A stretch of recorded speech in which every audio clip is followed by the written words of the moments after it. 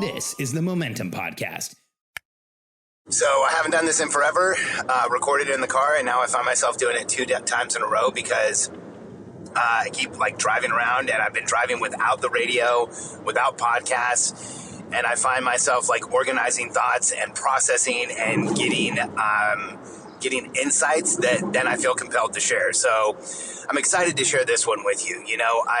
I recently listened to, it was either a podcast or a reel or a video or something by another entrepreneur who was saying really adamantly, I don't have a morning routine. I don't wear orange glasses. I don't, wear toe shoes. I don't all these different things. I don't do any of these things. I get up in the morning, I grab a cup of coffee, I sit down at my desk, and I go to work.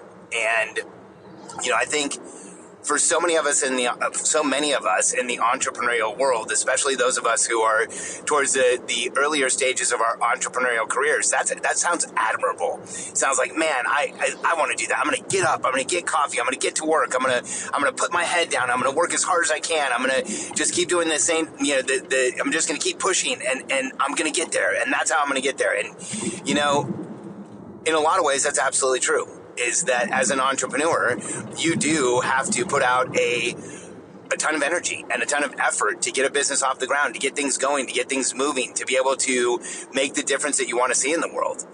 However, I've been coaching entrepreneurs for long enough. I've worked with so many visionaries that I also know that if you identify as a visionary or even a visionary operator, if you identify as somebody who sees opportunities, if you identify as somebody who can put unique connections together to make things work that other people aren't seeing, if you're one of those people that you have a solution before everyone else has even clearly defined the problem, if as somebody's talking about something, you're seeing the pieces fit, then you have that visionary capacity. You have that ability that I always share that we have as entrepreneurs, whether you own the business or work in the business, but we have this ability to go into the future, create a new reality, come back to the present, and make it real. And, that ability is actually a massive sensitivity. We have a very high level of sensitivity to what's going on in the world around us, to where those opportunities should be, to how the pieces fit together. And the reason I bring this up is that as entrepreneurs, we actually have to protect that sensitivity. I'm Alex Sharfin, and this is the Momentum Podcast, made for empire builders, game changers, trailblazers, shot takers, record breakers, world makers, and creators of all kinds. Those among us who can't turn it off and don't know why anyone would want to. We challenge complacency, destroy apathy, and we are obsessed with creating momentum so we can roll over bureaucracy and make our greatest contribution. Sure, we pay attention to their rules, but only so that we can bend them, break them, then rewrite them around our own will. We don't accept our destiny, we define it. We don't understand defeat because you only lose if you stop, and we don't know how. While the rest of the world strives for average and clings desperately to the status quo, we are the minority, the few, who are willing to hallucinate there could be a better future. And instead of just daydreaming of what could be, we endure the vulnerability and exposure it takes to make it real. We are the evolutionary hunters, clearly the most important people in the world, because entrepreneurs are the only source of consistent, positive human evolution, and we always will be. If you're hearing the word sensitivity and you're kind of you feel yourself objecting to it, I want you to know you're not the only one. I recently did some one-on-one consulting with just an extraordinary entrepreneur and his operator running about an $8 million business there. He's incredible how he's made so much value in the company that he has. And in one of the conversations we were having, I said, what I want to be able to do in the process that we're going through here is I want to be able to build a process so that you have protection around what you do, so that you're not always head down 100% having to do all of it yourself and feeling that sense of urgency, because I want to protect your level of sensitivity. And I said, you are a highly sensitive person.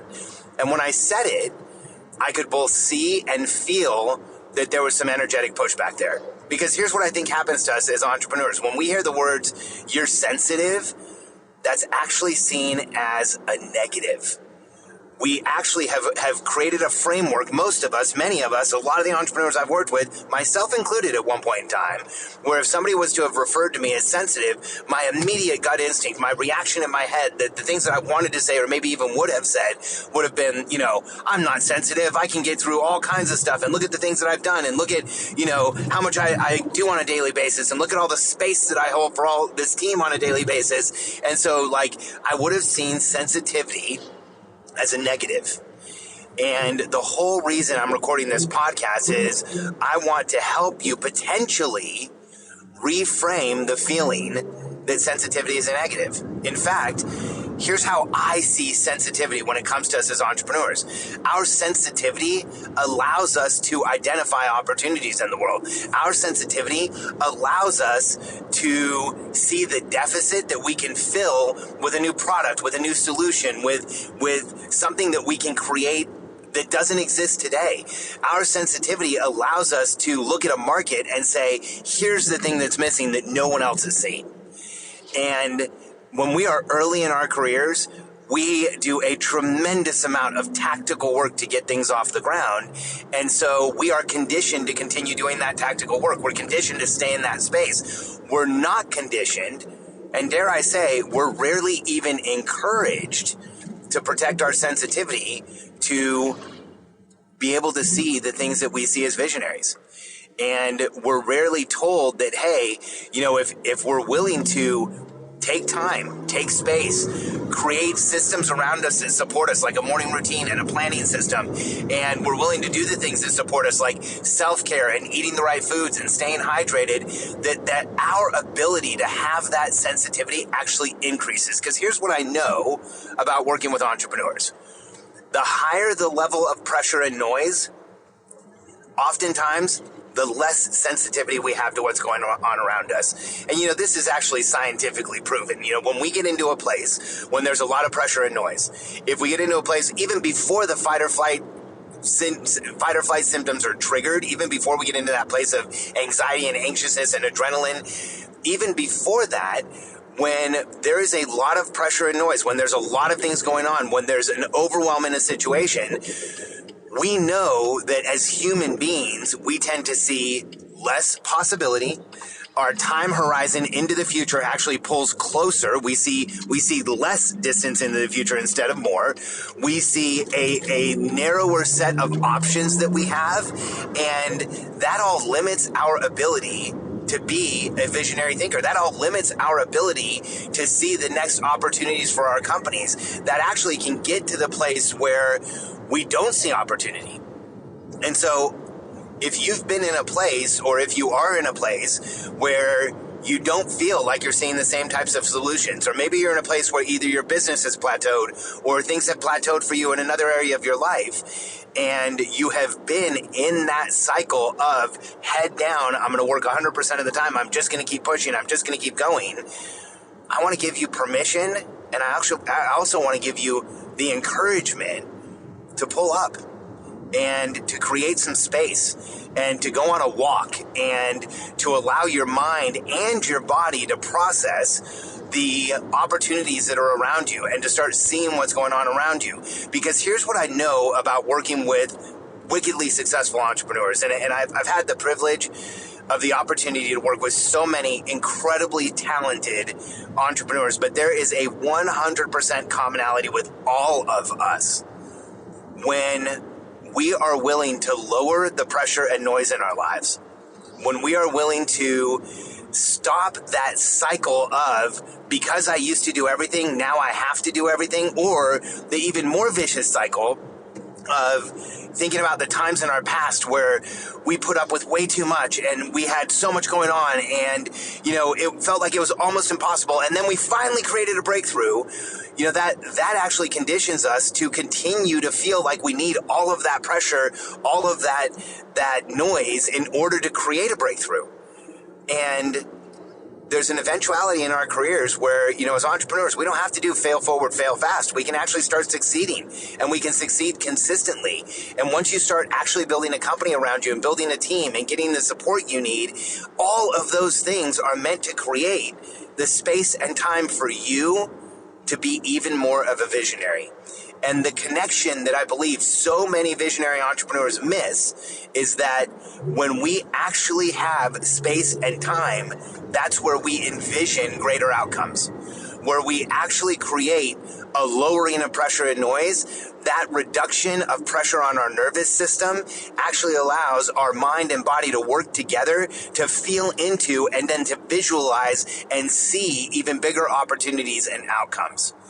And I feel like there's this dogma in the entrepreneurial world that the harder you work, the more value you have as an entrepreneur. And I'm just going to say that again.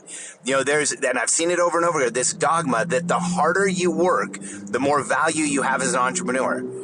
And here's what I see. If we are willing to reframe that to the more effectively I work, the more I'm able to delegate, the more support I'm able to get, the more I'm able to create space and time for myself. That's where efficacy as an entrepreneur actually comes. That is that evolution of being an entrepreneur that gets us to where we really want to be. And it's hard to trust that at first because it's easy to trust the past. It's harder to trust evolution and change and the future. It's easy to trust that if I work really, really hard, I'm going to get results like I always have. But here's the reality. Is that what you want? As entrepreneurs, we get into this to business because we want freedom. And then we create this trap, this like treadmill of our own making, like I talked about on the last podcast. And the way that you stop that, the way that you bring perspective to that, the way you bring new possibility to that is by recognizing that the value you create in the world is not through hard work. The value you create in the world is actually through your visionary ability. And once you have a team and once you have support around you, the more visionary you can be, the more you can accomplish that trip successfully of going into the future, creating a new reality, coming back to the present and allowing it, demanding it, creating that reality in the present. That's really where we create value as entrepreneurs.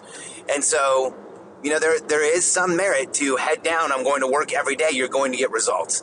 But once you start really growing into being a visionary entrepreneur, having support and having a team, the results are far more likely to come from you giving yourself the space and time to be able to create those results. And it was interesting, in this, I'll wrap up with the kind of another insight that I had during that consulting session that I had.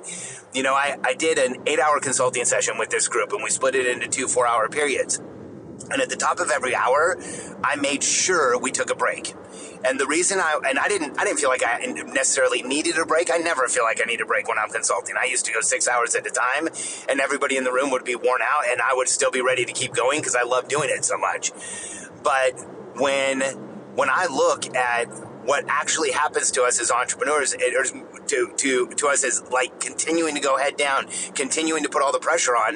The reason I made sure we took a break is during those sessions, I actually wanted to model what happens when you have time and space. I actually wanted to model what happens was when you're willing to pull up, even if it's only for like 5 to 7 minutes, which was about how long the breaks were, you actually have more insights and you have more awareness. And at one point during our second 4-hour session, I said, I want you all to know part of the reason I'm taking these breaks is I want to model this for you, that creating the space and time actually creates a better outcome.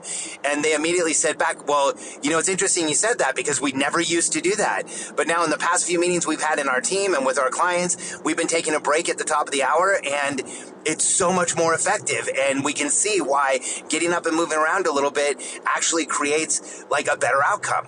And so if we extrapolate that 5 minutes out of 60 that we're taking a quick break, like what does that look like in your week? What does that look like in your month? Where are you giving yourself the space, the time, the support to lower the pressure and noise and to actually allow that visionary sensitivity to come through? And so hopefully after listening to this, when I say you are highly sensitive, you actually see that for the off the charts incredible strength that it is, that the rest of the world really doesn't have. And the rest of the world doesn't have our sensitivities, or they would all be entrepreneurs like we are. And so I want you to protect that sensitivity. I want you to think about how you're going to lower the pressure and noise for yourself and start asking what's making you uncomfortable and how do you get it out of your way rather than putting up with everything that you are and head down working 100% of the time. Thanks for being here for this podcast. And, if you're interested in understanding more about this and understanding more about yourself and how you think as a visionary thinker and developing these sensitivities so that you can be even more visionary and get even higher levels of success, I developed a system called the Momentum Planner. And, it looks like a day-to-day planner, but what it really is it's a planning system where you start in a way that no other goal setting or planning system does. You first identify where you're uncomfortable through the process that we've spelled out, and we use that to help you lower the pressure and noise and create exponential gains in what you're doing as a person and what you're doing as a leader and what you're doing in your company. And if you're interested in checking that out, you can actually go to simpleoperations.com/MPS. So Momentum Planner System. So simpleoperations.com/MPS. You can check out the details there. And if you have any questions about the Momentum Planning System, make a post on Facebook. Tag me in a post on just about any social media, and I will make sure that I see it and I come and I respond to it, because if you have been in a place where you feel stuck and you're looking for an entirely new level of momentum, go through a planning process that's unlike any other out there. And instead of just starting with where you are today and what do you want to be bigger, we actually help you eliminate the roadblocks, the obstacles, the constraints that you're feeling today, so that what do you want to be bigger, where do you want to go into the future, morphs into something much greater, much larger, and much more grounding and confidence inspiring. So check out simpleoperations.com/MPS. And thanks for being here today. If this podcast meant something to you, share it with someone that needs to hear it. Thanks for being here.